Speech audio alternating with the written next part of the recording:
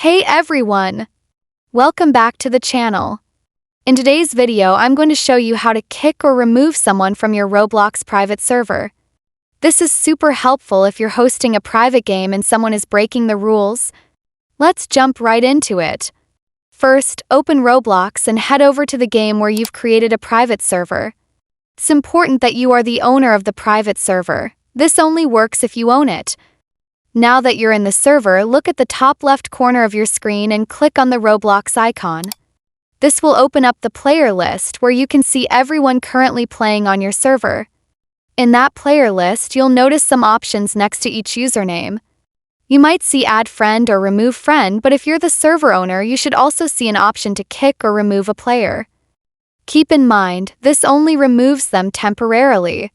If your server isn't password protected or restricted, they could potentially join back in. So if you want more long-term control, make sure to adjust your privacy settings or add a server access code. Also remember, use this feature responsibly.